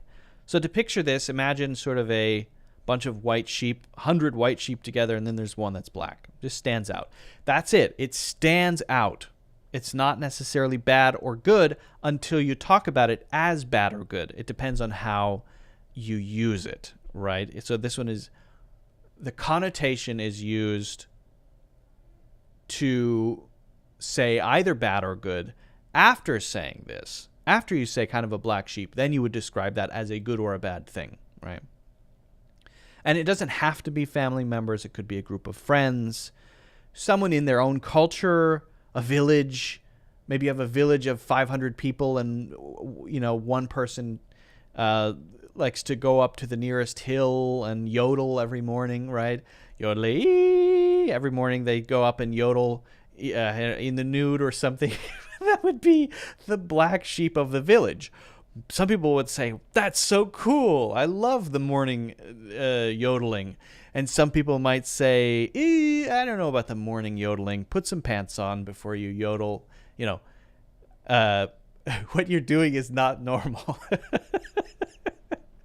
Right? I would say, for example, in my extended family, I'm a black sheep in the sense that almost everyone in my family, they live close together. They're always visiting each other, always see everybody. They all live pretty close together. And then I live really far away, right? So in that sense, it would not be strange to describe me as a black sheep in my extended family. I don't think that they would see that as a negative thing, though, probably. Hopefully. I don't know for sure. Ever since he moved abroad to become an artist, he's been the black sheep of the family. And again, artists, maybe that's, creative, genius, right? Being a black sheep isn't always a bad thing. I totally agree. She's the black sheep of the family, always challenging our traditions. Again, is that good or bad? I don't know. Maybe challenging the traditions is positive change. I don't know. So hopefully this one is clear. Okay, we're moving right along. Now let's talk about flesh and blood. Sounds a little violent or something, doesn't it? It sounds a little strange, right? This is simply the biological family, and it emphasizes either closeness because of that biological connection or obligation, when maybe you would like to say, I don't care, but you can't not care because of the biological connection, right? You might like to disown a family member, but I can't do it. Why not? We're flesh and blood. We share parents. It's my own father, my own mother, my own son. I can't, even though I disagree with everything they do, I can't disown them. It's my own flesh and blood. But we also use this to refer to simply that connection, the real family connection. So I want you to, this is a weird one. Find your own way to remember this. Maybe a family picture, maybe 90s family photo. Everyone's wearing a shirt, and the shirt has a big O. This is the best one I could think of, or an O negative on it. So this is to remind you of, the different blood types, A and AB positive. So picture a big O negative on the shirts. They all have that. So, that just reminds you of the blood thing. They all have the same kind of blood. I'm just trying to give you a little aid. If you can figure out a better one, please do. I'm just trying to give you a way to remember it. Okay. So for the connotation of this one and how it's used, someone in a family might use this just to emphasize the importance of family, the importance of the fact that this is the closest connection that human beings can have. It's more important than friendship. It's more important than your citizenship. It's more important than your duty in your job. This is what really matters. Often people use flesh and blood for that, right? The one that really matters is your real family connections, right? And again, as I said, even if there's a difficulty, often when we would like perhaps to do one thing, but we don't do that because of the importance of that connection, right? We might then cite that and say, well, flesh and blood. But I think some examples would really help, especially for this one. I think some examples would be very useful. So he's my flesh and blood. I have to help him out. He did something terrible. He did something horrible. He was so irresponsible and wasted all of his money and ran up a $7,000 credit card bill. If a stranger on the street said to you, or even a close friend said to you, hey, I need $7,000 now. Please. Right? I'm trying to think. If my friend said I need $7,000 to pay off my credit card bill, what would I do? I don't know. It might not help. I might say, well, you shouldn't have done that. No, I think I would say, okay, what was it for? And if they said something like, I had an emergency. It was unavoidable. And by the way, I have a plan to pay you back. I think I would say, okay, yeah. But I'm pretty sure if it were a family member, I would say, you know what? I think that was irresponsible. But we're flesh and blood. Of course I will help. Another way we could say it, you can't just ignore your own flesh and blood. Often you'll hear own in front of it. My own flesh and blood. Your own flesh and blood. Even though we fight, we're still flesh and blood. even though we fight, we are still flesh and blood. That means sometimes we seem like we're enemies. Sometimes we seem like we don't like each other. Sometimes we even physically fight sometimes. But you know what? At the end of the day, finally, we are family. And that's what matters most. Okay? All right. Our last one. Born with a silver spoon. Our last one. So if you're born with a silver spoon, basically it means you're born into wealth or some kind of privilege, usually wealth, right? That's what it means. Silver spoon. And sometimes you'll hear born with a silver spoon in his mouth. Sometimes you'll hear that too, right? So this one's easy to remember. Just imagine a baby in a golden crib covered with gems and crystals and rubies, and there's a silver spoon in the baby's mouth, right? Just picture that, okay? Born with a silver spoon. All right. So for this one, the usage, the connotation is kind of complicated, actually, because it's not the meaning, but how it's used. So we might use this to say that because someone was born in a very privileged situation, a very privileged position, that they don't really understand what common people, normal people go through. Well, that's easy for you to say. You were born with a silver spoon in your mouth, or a silver spoon.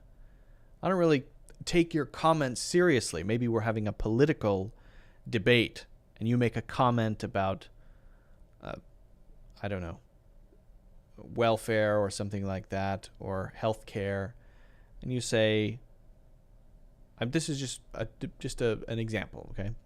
And you say, wait, I don't really think that people should get help when it comes to medical expenses. Then another person who disagrees might say, well, yeah, that's pretty easy for you to say. Born with a silver spoon in your mouth, you don't know what it's like to have to try to pay these massive medical bills if you don't have the money, right? So it might be used as a criticism. However, and the reason that it's complicated is because sometimes it's used to say that they overcame that and were able to empathize. I've heard people say things like Franklin D. Roosevelt, he was born into wealth, right? Became someone that really empathized with people in poverty and helped bring the United States out of the Great Depression. Even though he was born with a silver spoon, he was able to connect to, the needs of, let's say, common people, right? So it's just know that it's often used to talk about someone maybe being a bit out of touch. People often think that being born with a silver spoon means you have it easy, but it comes with its own set of expectations and pressures, and that's probably true, right? Think about someone who was born into wealth. Does that mean that they're happy? Does that mean that life is wonderful all the time? No. Just because someone was born with a lot of money doesn't mean that they're happy. They have their own struggles. They have their own problems. Right? Everybody does, right? And so that might be a way to highlight it, to say, it doesn't matter. Life can be hard no matter what. Just because she was born with a silver spoon doesn't mean she hasn't worked hard for her success. This is an interesting one because this is someone who maybe was born into privilege, but still, and might be criticized. Oh, you're very successful. Wow, great. You were born wealthy. So what? What if that wasn't the reason they became successful? What if they worked incredibly hard to achieve success in a certain career, and actually their success had not much to do with the fact that they were born wealthy? What if they were born wealthy and then their family lost that wealth? Or what if there's just no connection? Well, we might want to highlight that too. You were born with a silver spoon. That doesn't mean that we should say you don't deserve your success or you didn't work hard for it, right? So this is just another way to use it. This one's kind of complex and somewhat nuanced, but hopefully you can get the idea from these examples. And my hope is that you can understand from the examples and the memory keys we talked about. Hopefully you can understand generally how these are used in context. We talked about a chip off the old block, spitting image, it runs in the family, mother hen, black sheep of the family, flesh and blood, and born with a silver spoon. I would encourage you to try to make a couple of examples with each of these. Make 2 examples to make sure you've really got it. And by the way, doing the examples helps you remember the usage. If you just understand it, that's not enough. You need to know how to use it in your daily life. Okay? Okay. If you haven't already done so, don't forget to hit the like button and subscribe. And also check out my full courses, Natural English Conversations, in the links in the description. Okay. Let's see if we have any questions here. Thanks for the feedback, Luke. I noticed my mistake after I sent my statement. All feedback are useful. Absolutely. I was just about to ask if it's a chip off the old block has or being used with a negative connotation. Yeah.